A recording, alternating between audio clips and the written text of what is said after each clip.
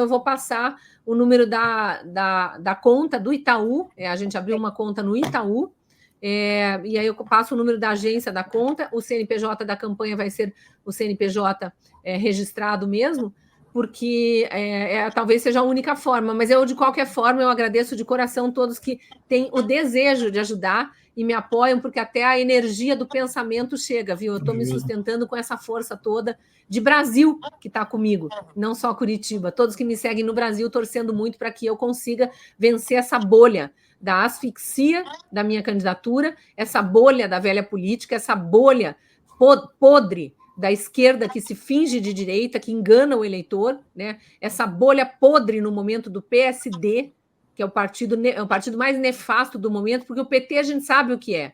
O PT a gente sabe o que fez. Os ministros do STF, aparelhado pelo PT, a gente sabe o que fizeram para tirar a Lula da cadeia, botar de volta elegível e numa campanha eleitoral altamente questionável, com um código-fonte nunca revelado, né? Uma falta de transparência na urna que levou milhares e milhares e milhares de brasileiros para as ruas do mundo inteiro, não só aqui do Brasil. Infelizmente, quase 2 mil deles presos injustamente, presos políticos, porque eu muito luto também. Os patriotas de Curitiba estão todos comigo, eu tenho muito orgulho disso, sabe?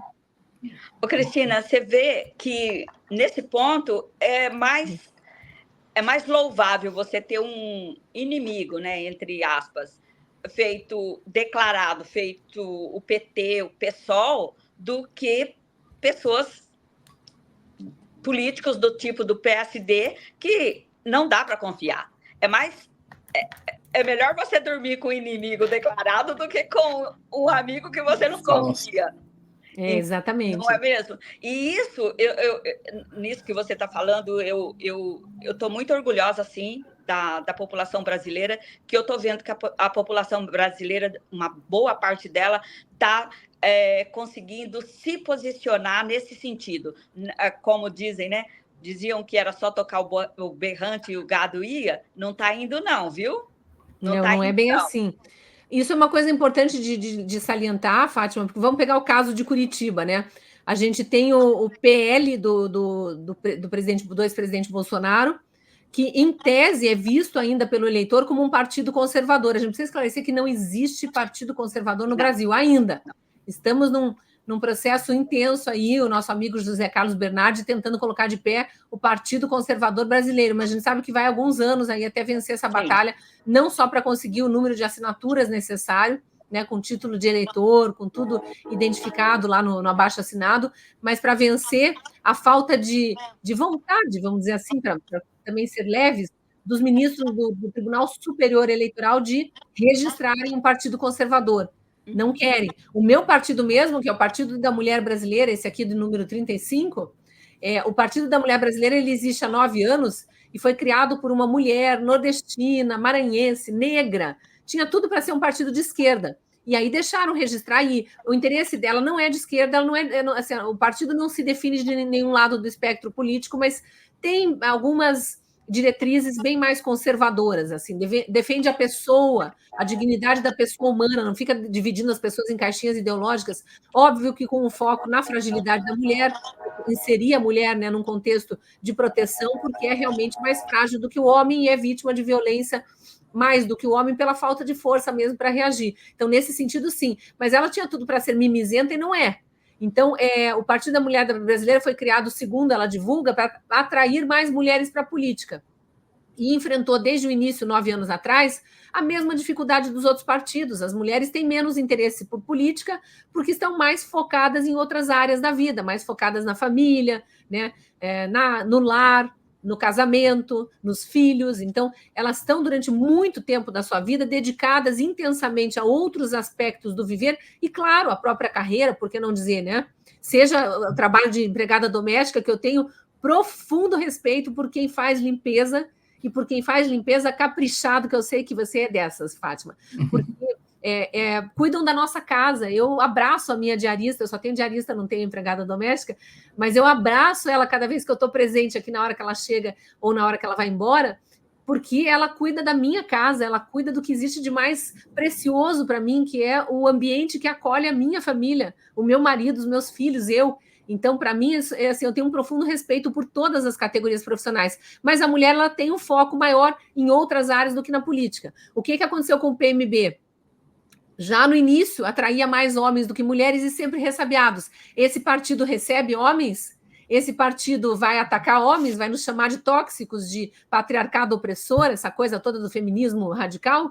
E ela dizia não. Então, acabou que o PMB, nas primeiras eleições, elegeu mais homens do que mulheres, né? Ele só tem, por enquanto, é um partido que só tem vereadores e prefeitos pelo país, não conseguiu eleger ninguém para um cargo representativo maior, mas é um partido que acabou optando por pedir uma mudança de nome para desfazer essa confusão que o nome criava. Há 2 anos, Fátima, faz 2 anos que o PMB protocolou lá no TSE o pedido de mudança do nome de Partido da Mulher Brasileira para Por Mais Brasil, para identificar melhor uma coisa mais abrangente que abrigue homens e mulheres. Você acredita, quando eles entraram com o pedido, o presidente do TSE era Alexandre de Moraes.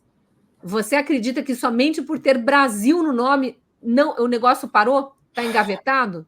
Andou até um certo ponto, mas aqui no Paraná, nesse ano, o Diretório Estadual decidiu usar o nome fantasia de Por Mais Brasil. Então, eu me divulgo como uma candidata do Partido da Mulher Brasileira, 35, que em Curitiba e no Paraná, esse ano, está usando o nome de Por Mais Brasil, para até fazer as pessoas se identificarem conosco. É um partido que tem no seu emblema a bandeira do Brasil, não tem vergonha nenhuma de defender a pátria, defende Deus, liberdade também, então, família. Então, nós estamos muito alinhados com o conservadorismo e com o espectro de direita. Aqui no Paraná, muito, em outros estados, menos. Né? Aqui no Paraná, o Diretório Estadual proíbe coligação e aliança com partido ou candidato de esquerda, o que já é um alento. Né?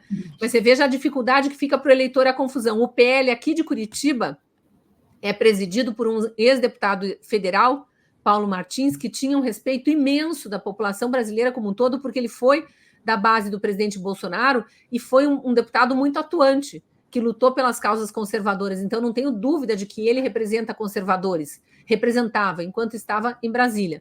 Só que ele não é curitibano, ele deu declarações a vida inteira que não queria ser prefeito, nem vice-prefeito, que o negócio dele era Brasília, que ele ia continuar lutando para estar em Brasília. Na última eleição, ele se candidatou ao Senado e perdeu para o agora senador Sérgio Moro, era um candidato só, já vinha anunciando que seria candidato em 2026 ao Senado de novo, e aí o que aconteceu? Ele ficou meses no limbo aí, o presidente nacional do partido, que é o Valdemar Costa Neto, junto com o governador Ratinho, que é do PSD, fizeram um acordão envolvendo várias cidades do Paraná. Estou falando coisas que foram divulgadas pela imprensa, tá? Não saiu da minha cabeça. Divulgado pela imprensa.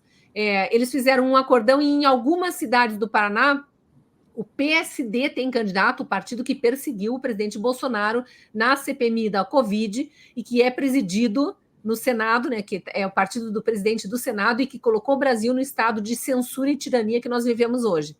O PSD tem candidatos a prefeitos, tendo o PL de vice. Esse foi um acordão alinhado por Valdemar Costa Neto e Ratinho Júnior, governador do Paraná, que é do PSD também. E Curitiba ficou naquele limbo porque Paulo Martins era inimigo mortal, odiava o prefeito de Curitiba, dava declarações muito raivosas e tal, porque quando ele foi candidato ao Senado, ele recebeu a promessa de apoio do prefeito de Curitiba, que depois o traiu e foi para a candidatura Álvaro Dias, na época. Nem Álvaro nem Paulo Martins se elegeram, quem se elegeu foi Sérgio Moro, e agora, pasmem, Paulo Martins decidiu cair no colo do PSD, é mais uma cidade onde o PSD tem candidato a prefeito e Paulo Martins vice-prefeito. Detalhe, o presidente Bolsonaro está fora dessa campanha em Curitiba. Ele viajou pelo Paraná inteiro, nem passou por Curitiba. Ele me chamou a Brasília em julho para prestar apoio a mim, estava indignado com o que Paulo Martins e o PL Curitiba estavam fazendo aqui, de fazer conluio com um candidato do PSD numa capital e numa capital conservadora. Só que olha a confusão na cabeça do eleitor. O atual candidato do PSD, que nunca teve uma reunião com Bolsonaro, nunca teve uma conversa particular com Bolsonaro, não tem alinhamento nenhum com Bolsonaro, que paga pedágio para a esquerda quando em entrevistas é perguntado sobre vacina, sobre tratamento imediato, sobre lockdown, sobre as coisas que ele e o prefeito esquerdista dele impuseram ao povo curitibano. Esse cara, na periferia, espalhou um monte de bandeiras da foto dele junto com o presidente Bolsonaro. Então, os conservadores estão iludidos, achando que Bolsonaro apoia o candidato do PSD, o que é uma mentira.